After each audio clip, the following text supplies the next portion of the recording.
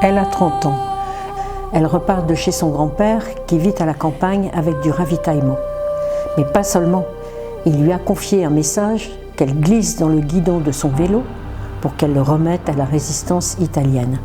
Nous sommes en 1944. Elle s'appelle Irma Bandera. Voici Dr Madeleine Poliak. Cette femme portera secours aux parachutistes alliés et assurera le ravitaillement des maquis durant la bataille des Vosges. En 1945, elle est envoyée par la Croix-Rouge pour rapatrier des blessés ou déportés français restés dans les camps de l'Est. Elle crée l'Escadron Bleu, surnom donné à cette unité mobile de 11 femmes, infirmières et ambulancières. Sophie Scholl, cette autre jeune femme étudiante allemande, avec son frère Hans, en 1942, a créé le mouvement de résistance La Rose Blanche face à Hitler et les SS.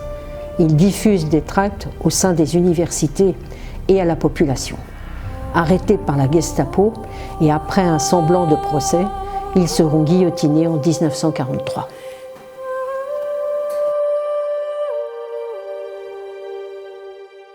J'ai toujours aimé l'histoire et quand maman m'a raconté ses exodes de mai et juin 1940, j'ai commencé à m'intéresser à ce conflit. Maman avait que 6 ans et elle se rappelait de beaucoup de choses, alors je me suis beaucoup documentée. J'ai rejoint des associations de reconstitution historique vivante. J'ai commencé à collectionner des objets, des accessoires, des uniformes, des objets médicaux, essentiellement américains. Je suis la marraine de 3 soldats au cimetière américain de Colville-sur-Mer. Très tôt, je me suis questionnée sur le rôle des femmes dans cette guerre, qu'elles soient militaires ou civiles, qu'elles soient prisonnières, qu'elles travaillent dans des usines. Et du coup, pour les mettre à l'honneur, j'ai décidé de créer des figurines à leur effigie.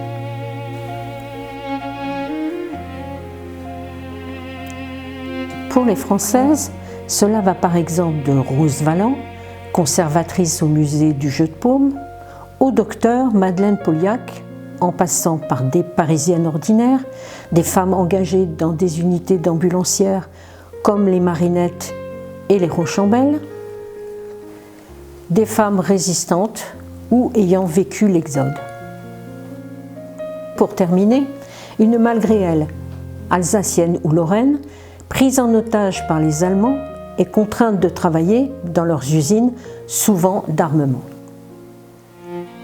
Chez les Soviétiques, des snipers comme Ludmila Pavlyuchenko, les pilotes de chars T-34 et sa mécanicienne, des résistantes et une commandante de fusiliers marins, Evdokia Zavali. Ses compagnons la prenaient pour un homme. Des infirmières, et Nadezhda Popova, femme pilote de bombardier. Elle volait la nuit avec son escadrille au-dessus de Berlin, qu'elle a pilonné tout feu éteint. Les Allemands de la Flak, qui les entendaient mais qui ne les voyaient pas, les ont surnommées les sorcières de la nuit. L'étudiante, Sophie Scholl, devant les Elferines dites souris grises, qui étaient téléphonistes, sténodactylo, opératrices radio et les infirmières. Une gardienne de camp avec sa prisonnière remarquait l'insigne rouge qui était la marque des prisonniers politiques. Anna Reich, pilote de la Luftwaffe. Après des records, elle reçoit la médaille militaire de l'air. Seule femme qui la reçoit, elle devient pilote d'essai, teste des planeurs et des bombardiers.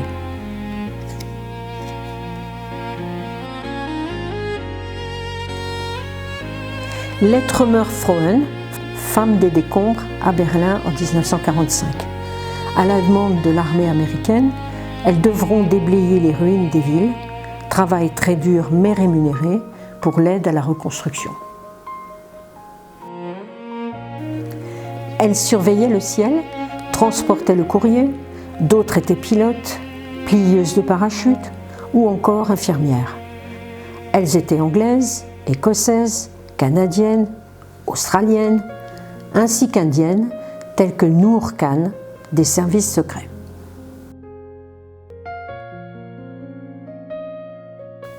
les Rosies et leur slogan « We can do it ».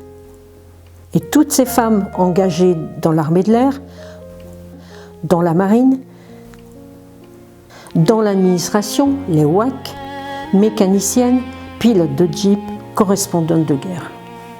Des infirmières de l'ANC, sur le front ou dans les hôpitaux, des infirmières dans les avions, dans le Pacifique, Pearl Harbor. Enfin, des femmes de toutes les autres nations impliquées. L'infirmière japonaise, une princesse roumaine, Marina Stirbey, pilote et créatrice de l'escadrille blanche, une combattante et infirmière chinoise, les polonaises avec une résistante et cette religieuse, sœur Generosa Maria Bols, violée et tuée par des soldats de l'armée rouge. Dans son manteau en fourrure blanche, la surveillante du ciel finlandaise.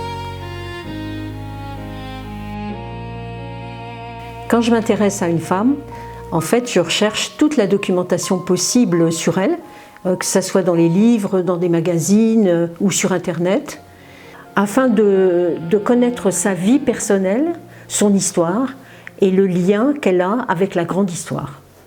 Puis vient la composition de la figurine, trouver sa tenue, rechercher les accessoires et les armes éventuellement. Je travaille actuellement sur l'organisation Péan, c'est une unité de résistance grecque qui a été équipée par l'armée anglaise tant en uniforme qu'en armement. Leurs missions étaient des missions de renseignement, des missions de sabotage, des missions de combat armé et des missions de sauvetage de militaires, de soldats anglais et australiens.